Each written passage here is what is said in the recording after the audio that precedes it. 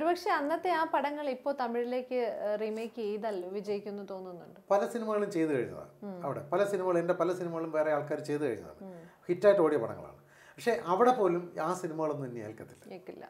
നമ്മുടെ ആ പഴയ സ്ക്രിപ്റ്റിങ്ങിന് ഒരു ചേഞ്ച് ഇതുവരെ നന്നായി വന്നിട്ടില്ല എന്ന് തോന്നുന്നുണ്ട്. അതായത് കാലത്തിനനുസരിച്ച് സ്ക്രിപ്റ്റ് ചെയ്യാനായിട്ടുള്ള ഒരു കഴിവ് പോരായ്മകൾ വന്നു, അല്ലെങ്കിൽ ഇപ്പോൾ സീനിയേഴ്സ് ആയിട്ടുള്ള ഡയറക്ടേഴ്സ് തന്നെ ഈ പുതിയ ആൾക്കാർക്കൊപ്പം പിടിച്ചു നിൽക്കാൻ ഫൈറ്റ് ചെയ്യുന്നു, അവരെ കൊണ്ട് സാധിക്കുന്നില്ല അതുപോലെ ചിന്തിക്കാൻ, അങ്ങനെയൊക്കെ തോന്നിയിട്ടുണ്ട്.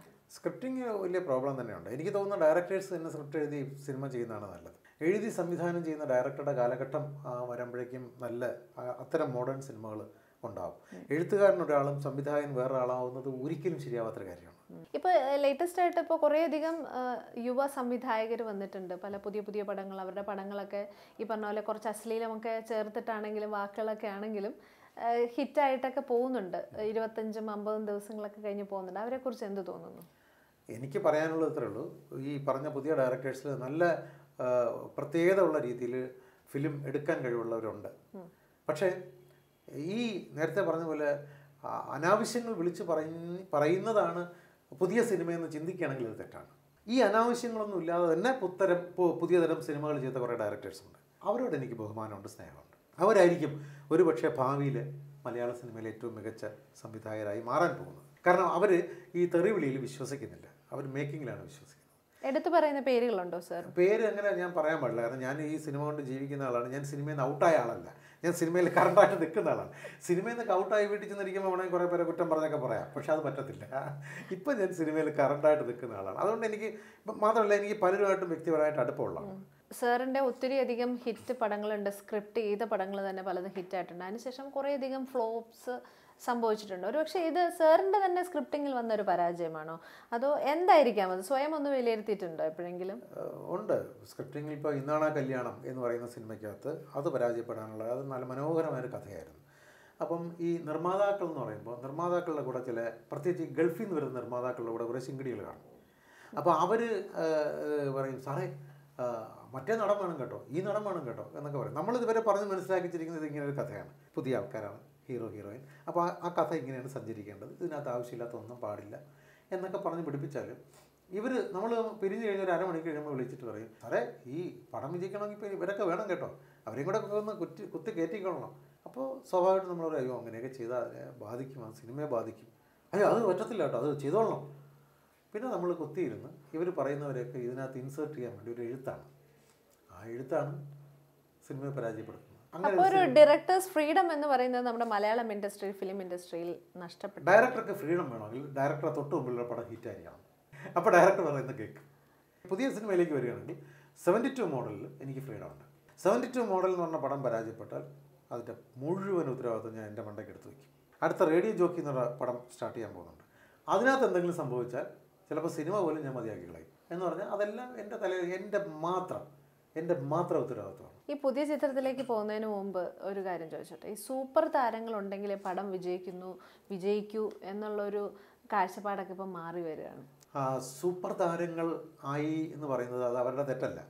കുറേ നല്ല ക്രിയേറ്റേഴ്സ് ചേർന്ന് ആർട്ടിസ്റ്റിനെ ഉണ്ടാക്കുന്നു, ജനങ്ങളെല്ലാം കൂടെ ചേർന്ന് അവരെ സൂപ്പർ താരമാക്കുന്നു, അത് അവരുടെ തെറ്റല്ല. പിന്നെ അവരിൽ വന്ന പാളിച്ചെന്ന് പറഞ്ഞാൽ അവരുടെ സ്റ്റോറി സെലക്ഷനും അവർ സിനിമയെക്കുറിച്ച് ചിന്തിച്ച വഴികളുമാണ് അവർക്ക് പാളിച്ചകളുണ്ടാവാൻ കാരണം.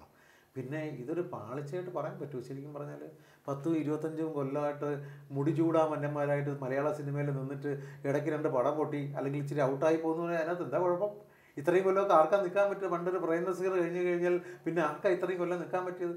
ഇപ്പോൾ കമൽഹാസൻ അല്ലെങ്കിൽ രജനീകാന്തൊക്കെ ഒത്തിരിയധികം സൂപ്പർ താരങ്ങൾ എപ്പോഴും പടങ്ങളിൽ അഭിനയിക്കുന്നില്ല. വളരെ ഒരു വർഷത്തിൽ 1-2 പടം, പക്ഷെ അതവർ ഹിറ്റാക്കിയിരിക്കും. അങ്ങനെ ഒരു ട്രെൻഡിലേക്ക് നമ്മുടെ നാട്ടിലെ താരങ്ങൾ എന്താ മാറാത്തത്? അതിപ്പോൾ എനിക്ക് തോന്നുന്നത് ഇവരുടെ വലിപ്പം ഇവർ മനസ്സിലാക്കാത്തതാണ് എൻ്റെ പ്രശ്നം എനിക്ക് തോന്നുന്നത്. അപ്പോൾ ഇന്ത്യൻ സിനിമയിൽ നമ്മൾ കുറേ നടന്മാരെടുത്താൽ അതിനകത്ത് നമ്മുടെ സൂപ്പർ താരങ്ങളുടെ ലെവൽ വളരെ വലുതാണ്, വളരെ വലിയ റേഞ്ച് ഉള്ളവരാണ്.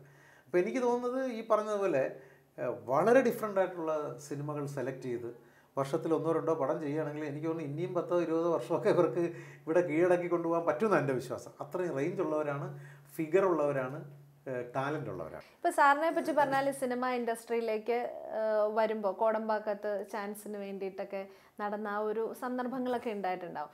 ഇന്ന് പക്ഷേ സിനിമ ഇൻഡസ്ട്രിയിൽ അങ്ങനെ ഒരു നടത്തത്തിൻ്റെ തന്നെ ആവശ്യമുണ്ടെന്ന് തോന്നുന്നില്ല. എന്ത് തോന്നുന്നു സാറിന്? പുതിയ ആൾക്കാർക്ക് ഇൻവോൾവ് ചെയ്യാനായിട്ടുള്ള അവസരങ്ങൾ, ഈവൻ ഒരു മൊബൈൽ ക്യാമറ കൊണ്ടുപോലും സിനിമ ഉണ്ടാക്കുന്നവർ ഇന്നത്തെ കാലത്ത് അങ്ങനെ നടക്കാത്തതിൻ്റെയും ബുദ്ധിമുട്ടാത്തതിൻ്റെയും കുഴപ്പങ്ങൾ ഈ പുതിയ തലമുറയ്ക്കുണ്ട്. ഞങ്ങളൊക്കെ കോടമ്പാക്കത്ത് പട്ടിണി കിടന്നും ഉപ്പ് വെള്ളം കുടിച്ചും ഒരുപാട് പേരുടെ മുമ്പിൽ ചാൻസ് ചോദിച്ചൊക്കെ നടന്നാണ് സിനിമ പഠിച്ചത്. അപ്പോൾ നമുക്കിതിൻ്റെ ഒരു വാല്യൂ അറിയാം. നമുക്ക് മുമ്പ് വന്നവരോട്, നമ്മുടെ സീനിയേഴ്സിനോട് അവരെ ബഹുമാനിക്കാനും അത്യാവശ്യം എന്തെങ്കിലും ബുദ്ധിമുട്ടുള്ളവരെ സഹായിക്കാനും, ഒരു പ്രോജക്റ്റ് വരുമ്പോൾ ഒരു 4-5 പേരെങ്കിലും ആ പഴയ തലമുറയിൽ നിന്ന് എടുത്തുനിന്ന് രക്ഷപ്പെടുത്താനും ഒക്കെ ആഗ്രഹിക്കാറുണ്ട്. ഈ തലമുറയിൽ അങ്ങനെ ഒരു കമ്മിറ്റ്മെൻ്റ് ഇല്ല. പിന്നെ ഡിസിപ്ലിൻ്റെ കാര്യം പറയുകയാണെങ്കിലും നല്ല ഡിസിപ്ലിൻഡായിട്ട് സിനിമ പഠിച്ച ഒരാളാണ് ഞാൻ. എൻ്റെ സിനിമകളിൽ ഞാൻ അത് പാലിക്കുന്നുണ്ട്. ഒരു മ്യൂസിക് ഡയറക്ടർ, തമിഴിലൊരു വലിയ ആൾ, മലയാളത്തിലും വലിയ ആളാണ്. അദ്ദേഹം റെക്കോർഡിങ്ങിന് ഞാൻ രാവിലെ 9 മണിക്ക് അവിടെ ചെന്നിരിക്കുമ്പോൾ അദ്ദേഹം 11 മണിക്ക് വന്നു. പിറ്റേ ദിവസം ഞാൻ 9 മണിക്ക് ചെന്നിരിക്കുമ്പോൾ അദ്ദേഹം 11 മണിക്ക് വന്നു. അപ്പോൾ അദ്ദേഹത്തിനൊരു വിഷമം തന്നിട്ട് വന്നു, സാറിൻ്റെ തലമുറയിൽ ആൾക്കാർ വലിയ ഡിസിപ്ലിൻ ഉള്ളവരൊക്കെയാണ് എനിക്കറിയാം. സാർ ഇത്തിരി കൂടുതലുള്ള ആളുകളാണെന്ന് എനിക്കറിയാം. നമ്മളെ കൊണ്ടത് പറ്റത്തില്ല. ഞാൻ ഉറക്കണിക്കുന്നത് എന്നെ 10 മണിക്കാണ് സാർ. നാളെ വല്ല സാറ് 11 മണിക്ക് വന്നാൽ വലിയ ഉപകാരം. ഇങ്ങോട്ട് പറഞ്ഞു. അപ്പോൾ ഞാൻ എന്ത് ചെയ്യുന്നു പറഞ്ഞാൽ പിറ്റേ ദിവസം 11 മണിക്കേ ചെന്നുള്ളൂ. കാരണം ഞാൻ പെട്ടുപോയി. ഇത്ര വലിയ ക്വാളിറ്റി ഉണ്ടെങ്കിലും എനിക്ക് എൻ്റെ മനസ്സമാധാനം, എൻ്റെ ഒരു സംതൃപ്തി, എൻ്റെ ഒരു സ്വഭാവ രീതിക്ക് അനുസരിച്ച് എനിക്കതേ പറ്റത്തുള്ളൂ. അത് എൻ്റെ സിനിമാ ചരിത്രം എടുത്താൽ മനസ്സിലാകും. ഇത് അഹങ്കാരമല്ലത്. ഞാൻ അങ്ങേറ്റം വിനയമുള്ള ഒരാളാണ്. ഞാൻ നേരത്തെ പറഞ്ഞ സീനിയേഴ്സിനെയൊക്കെ ബഹുമാനിക്കുന്ന ആളാണ്, ഒത്തിരി സ്നേഹിക്കുന്ന ആളാണ്. കലാകാരനെ അങ്ങേറ്റം ആരാധിക്കുന്ന ഒരാളാണ്. ആരാധന കൂടുതലുള്ളതുകൊണ്ടാണ് ഇവരുമായിട്ട് പിണങ്ങേണ്ടി വരില്ലേ എന്ന് വിചാരിച്ചിട്ടാണ് ഞാൻ അത്തരം ഏരിയയിലേക്ക് കിടക്കില്ലാത്തത്. ഇപ്പോൾ പറയും രാജസേനൻ ഒരുപാട് സിനിമകൾ ചെയ്ത് പേരുണ്ടായി കാര്യം. പക്ഷേ രാജസേനന് ഒരിക്കലും നേടാൻ പറ്റാത്തൊരു ഏരിയ ഉണ്ട് സിനിമയിൽ. സൂപ്പർ താരങ്ങളെ വെച്ച് പടം ചെയ്താൽ മാത്രമേ ശമ്പളം കൂടത്തുള്ളൂ. ശമ്പളം ഒരുപാട് വാങ്ങിക്കണമെങ്കിൽ സൂപ്പർ താരങ്ങളെ വെച്ച് പടം ചെയ്യണം. അപ്പോൾ വലിയ പടം സൂപ്പർ താരത്തിന് കൊടുക്കുന്നതിൻ്റെ ഒരു 3/4 ഭാഗങ്ങൾ ഡയറക്ടർക്ക് കൊടുക്കേണ്ടതെന്ന് വിചാരിച്ച് കിട്ടും. അത് കിട്ടിയിട്ടില്ല. കാരണം ഞാൻ ഒന്നുമല്ലാതിരുന്ന കാലഘട്ടത്തിൽ ജയറാമിനെ വട്ടപൂജ്യത്തിൽ നിന്ന് വളർത്തിക്കൊണ്ടുവന്ന ഒരാളാണ്. അപ്പോൾ ആ ജയറാമിന് കിട്ടുന്ന പോലെ തന്നെ എനിക്കും കിട്ടത്തുള്ളൂ. അതേ കിട്ടിയിട്ടുള്ളൂ. മനസ്സിലായില്ലേ? പക്ഷേ എന്നാലും ഈ ജയറാമിനെ പോലെയുള്ളവരെ, അങ്ങനെയുള്ള ചെറിയ താരങ്ങളെ വെച്ച് സിനിമ ചെയ്തു വന്ന ആളായതുകൊണ്ട് എനിക്കൊരു പ്രത്യേക സ്ഥാനം സിനിമയിലുണ്ട്, സിനിമാ പ്രേക്ഷകരുടെ ഇടയിലും ഉണ്ട്.